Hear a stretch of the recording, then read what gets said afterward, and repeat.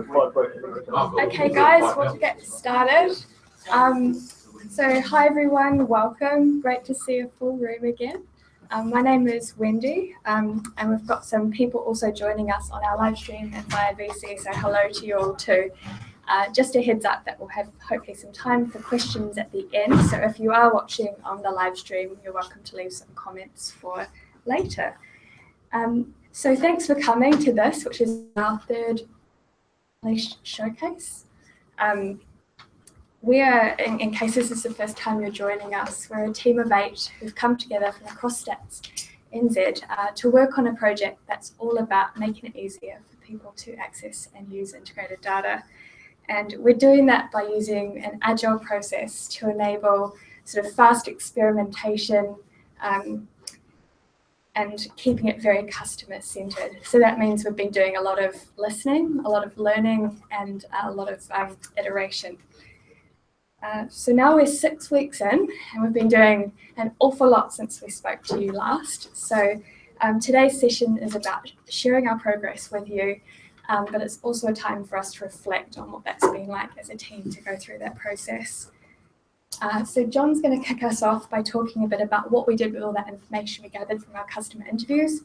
Then Ricky and Tim will cover what we did in our first design sprint last week. Lisa will talk about what we're doing now and next steps, and hopefully we'll have some time at the end for some questions. So without further ado, John.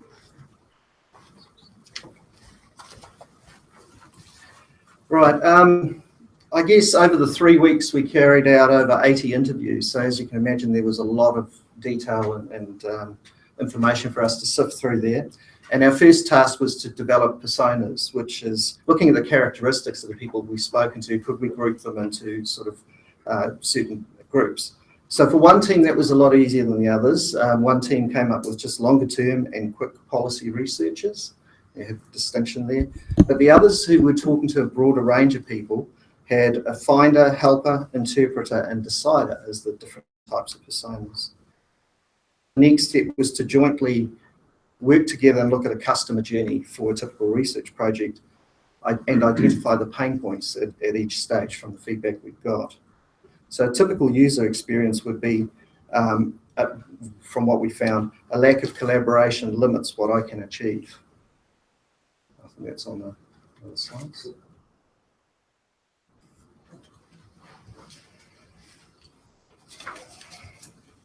The 2 main problem areas were collaboration and networking, and the time factor for supporting quick iteration of research. And our goal was to empower and grow the community to help them to easily collaborate, increase confidence and visibility, and make better informed decisions.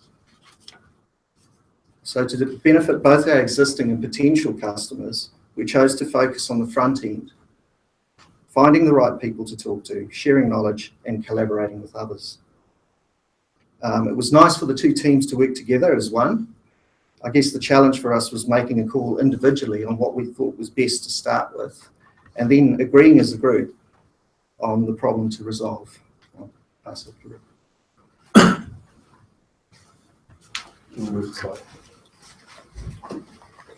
Cool. So last week, the 8 of us were down at Creative HQ, spending the week on our first design sprint. It's a defined framework, 5-day process, invented by Google in 2010, originally mainly for the tech sector, but it's now been widely adopted by businesses to answer critical questions, just through rapid prototyping and testing, user testing. So it's a really intense process. We were down there Monday to Friday, really busy going through this process. On the Monday, it's all about getting a shared understanding for the team of the problem that John talked about, and really mapping out the customer journey. Where are we trying to help our customer? Which pain points are we trying to help them with? And we also talked to some experts around the perspective on the problem space and what the experiences are, what works and what doesn't work. On the Tuesday, we sketch out how we might solve the problem. Wednesday, we decide as a team what to build. And on the Thursday, it's all about getting our hands dirty and building the prototype. getting ready for the user testing on Friday. So what I really like about this framework is that it reduces risk in bringing new products and services to the market. Instead of spending huge amounts of money and time on building something and hoping that at the end the customer will like it, we are shortening the cycle and cutting out all the building time.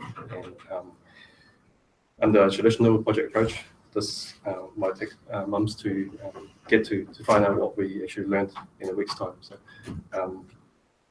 it's a new process, but I think the overall feeling is that it's really rapid and you learn a lot in that process, and all about experimenting and learning.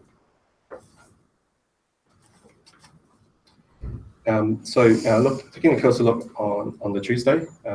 So Tuesday, we generated a broad range of ideas from everyone in the team. We were given time and space to individually brainstorm our ideas on our own, but not a lot of time actually, because we follow this method called Crazy 8, which is all about asking individual to sketch out 8 ideas in 8 minutes. No words, just drawing.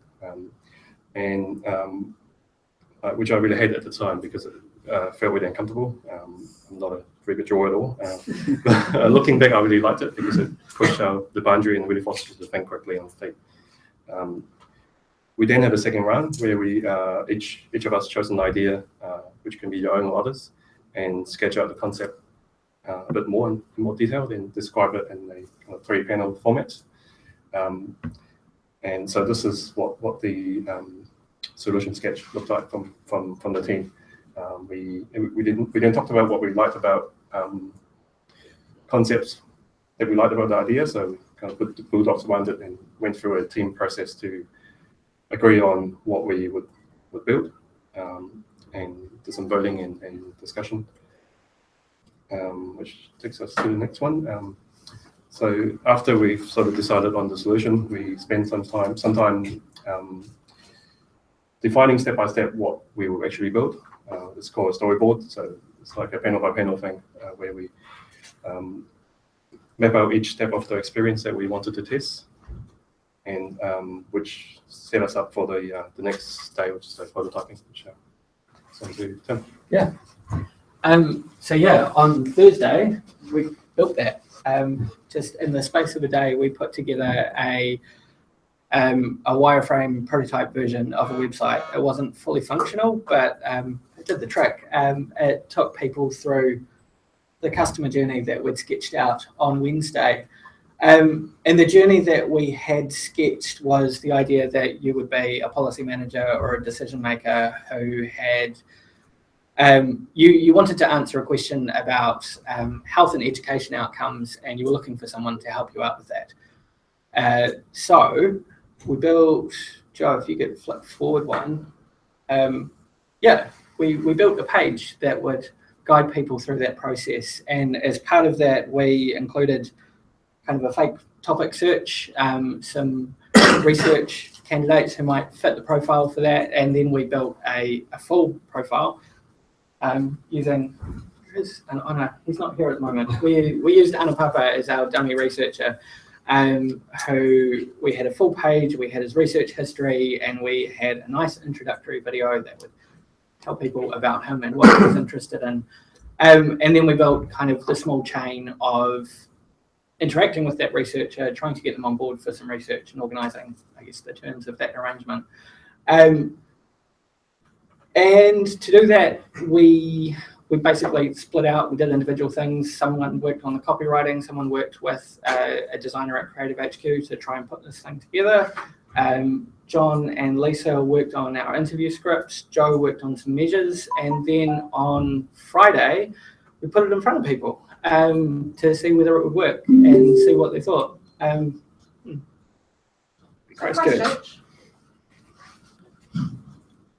Sounds like it. Yeah. So on Friday we brought in 6 people, and John, as trooper, went through 6 interviews with relatively high energy the whole way through. Great, 40 minutes long each, and the rest of us kind of did a bit of our lives of other things and hid in a dark room down the other end and listened through on a Google Hangout and kind of watched how they interacted with the site and kind of heard what they would expect from it, what they might not expect from it, and yeah, took notes. And I'm going to pass on to Lisa in a sec to tell you about kind of what they said about it. But yeah, the whole process was quite interesting because we went from a storyboard, which was a bunch of different ideas in each of our heads, tried to consolidate it, and then on the Thursday as we were building, we had to make some pretty hard decisions about what to leave on the cutting room floor and what to actually build in. And so it was, yeah, it was a bit of an adventure, but Lisa. Cool. Yes, like Tim said, we've demoed to 6 people and asked some questions based on what Joe had put together in the measures about the concept and solve it, and how well it would, so we could measure how well it would solve our lofty goal. And the responses were mixed. No one hated it, which was great. We took that as a win, but we know that it's not quite there yet. So from what I've diffused from the meetings and digesting the feedback, how useful it was dependent on how well and connected those interviewees were to the data community already. We had a mix of customers whose priority for the connections and motivations and needs for the community collaboration really varied. But all 6 said that the concept would improve how connected they were and how connected they felt to the data community. So we asked that question at the beginning and at the end after John had been through the prototype. So with such a broad range of customers and needs, when it comes to wanting to collaborate and finding the right people, it was expected that we'd get sort of mixed responses. But it really is a starting point for us. It's to figure out how well our solutions and the things that we're presenting to them are meeting the customer needs and trying to get to a solution that works. It's an iterative process.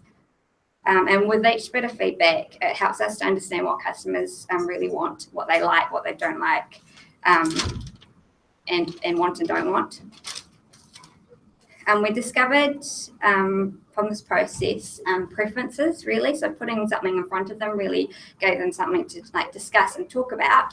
But we got to learn things like what sort of information they like to see on websites, how they choose the right person, comfort levels around profiles and informations on profiles, and how people feel about ratings and giving feedback on service and things like that.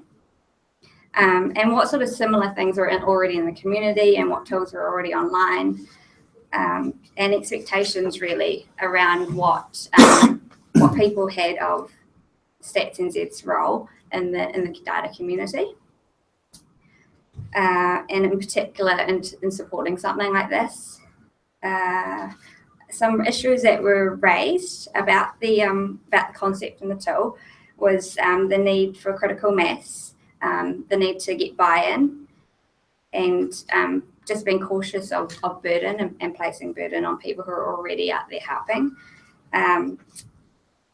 How we need to try and think about how to get momentum on something like this and understanding sort of long-term value for customers. So like I said, this is a first stab, which allows us to test assumptions and to pinpoint where we need to understand more about what the customers want. And so I've really put it's an emphasis on iteration and building up on our value proposition. So what next is that we're taking some time to digest the feedback proper, and the decision we sort of need to decide and have spoken about this week is whether to pivot, which is to look at a completely new different problem altogether, or whether we iterate on what we currently have. And so because we got the concept really resonated with the interviewees, and we heard that it was worth pursuing, that they liked the idea. So we just sort of need to refine what we've currently got and kind of keep experimenting and learning. So what we want to do next is talk to more people, focus our conversations a bit more about what would be useful in content for a tool like this, and what the community would really need and want. And just to figure out what comes next and refine over time what customers want from something like this. Okay. Okay, well, that brings us to the end of our presentation. I hope that's given you plenty of food for thought. we'd like to spend the last 5 minutes now fielding any questions you might have about what we've gone through and what we're doing. I'll just give you a heads up that to make it easier for people to hear the questions on the live stream, we'll just repeat questions after they're asked to make sure that the microphone picks them up. And I'll get perhaps Anna and Joe to help with answering any questions.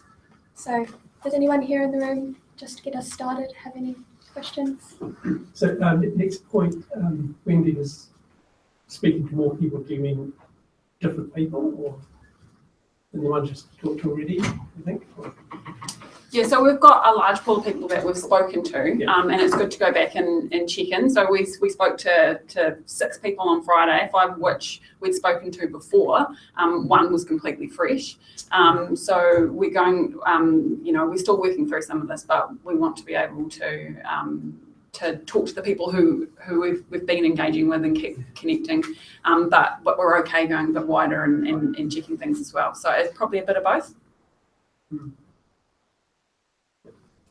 Can I just clarify one thing that you built? Is it fundamentally a thing for putting like sort of end users who might want some analysis done in contact with researchers, like face to find researchers or researchers to find each other? I think it was what was it? What connections was it trying to make? I think it was trying to connect people to people for whatever reason that was. So part of that we saw that there are some people outside of the community who want to get in somehow to get some help with answering some of the problems they have, but actually some of the problems that current researchers have is about finding the right people to talk to answer those problems, and so we saw it as that as well. It was all about putting for a variety of reasons. And then the end result is they talk to each other. So this is like a discussion board or something. No, so I think so. In terms of end result, Yeah. we're not there, and we'd be some way of going, right. So it's a process,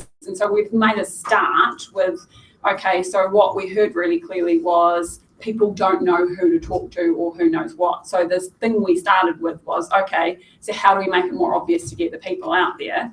And then as we keep refining, keep working through, there's probably different layers of content and different things that you could add in. But the start is with that as a concept. Yeah. It was about testing the concept of connecting people to other people to answer questions, Yeah. collaborate. Just a question. So with regard to your research write-up, when will that be available? What do you mean? You mean like a report in a standard term? 'Cause Well, whether it's your post-it notes or photographs of that we can use, like we've got some similar discussions with data.gov and so forth. Yeah. And they want to look at research. It'd be really useful to reuse that if we can. Yeah, that's right. And so, I mean, we need to work out how we can do that without us having to stop and take 2 weeks to do that. Yeah. So we've been, but it's just about, I don't know, clearance for you Just on some photographs exactly or how we do something. it. We've got oodles of those. We're happy to pass them on. Yeah. Any other questions out there in the room? Yeah. Or in Auckland? Or Christchurch if you're there? That's a question. Yeah, quick question from up in Auckland. How did you guys find, so you did the project from start to end, did you find it quite hard having the 5 different days, and was there enough time, or were you finding you were going across the days and then it was sort of a rush at the end? It's pretty well timetabled, like there's a lot of structure to it. But I guess the short answer to your question is, yeah, it is, because it chucks you out of your comfort zone the whole way through. And so we'd done a 4-week process where we'd had the discovery lab and we'd learned a lot, and we've got out and we talked to a lot of people. And one of the things we've talked about this morning is that you iterate through that as well, but it's with smaller things, refining your questions and things like that. But when you've got a week where you sit down for a design sprint, you want to show something to people at the end and test how it meets certain requirements for them. There's a bit of pressure in that, but the thing to remember is that it's the start, not the end.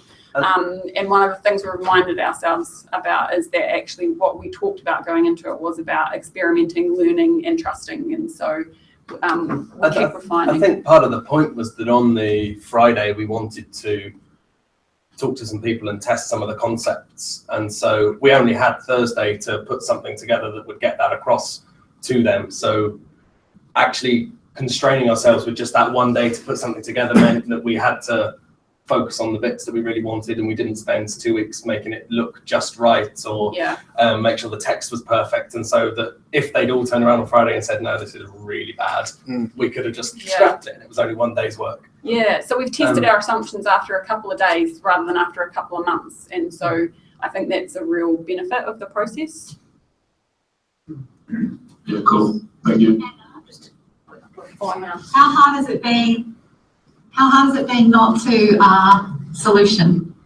Oh, So I could just say right now, we could just set up a LinkedIn group and this would be done. So, you know, how hard is it to not solution?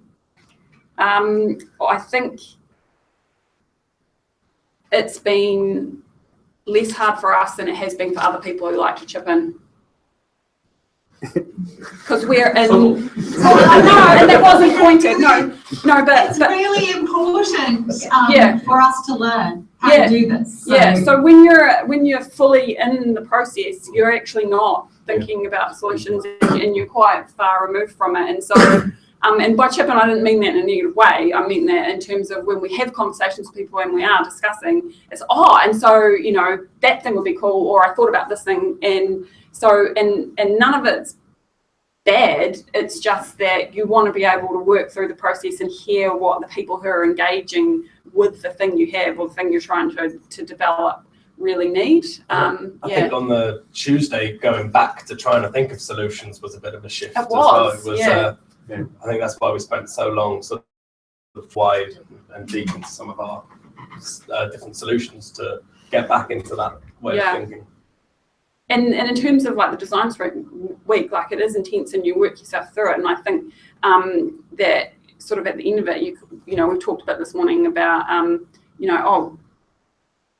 so we haven't, we got some really good feedback and we did something really concrete, but you have to keep building on that to keep building towards your outcome. You're not going to just automatically leap into the thing that's going to get you to your end point. But the good news is, we've done that in small chunks and being able to check in really quickly about what we need to change, where we need to go next. And so that is uncomfortable and refreshing all at the same time, I think. Does that feel about right? Yeah. Have you guys got a view then of the key things that it would take to satisfy customers for this sort of service? No, I think that so what we've talked a bit about this morning is I think we could see a little bit that, so for people who were quite far removed from using integrated data, that was a really good starting point.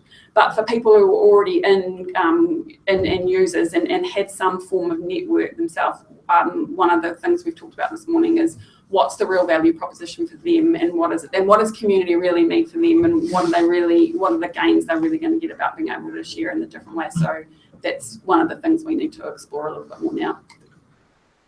I think the other thing that's probably worth pointing out is that we sort of at the end of last week, at the end of the week before last, we sort of narrowed down on this as being the one problem that we want to solve. But all across people's sort of interactions with integrated data and access, we saw lots of things that we'd like to do at some point. We just narrowed in on this as being the thing that we want to focus on first, so that there are lots of other things that could be done.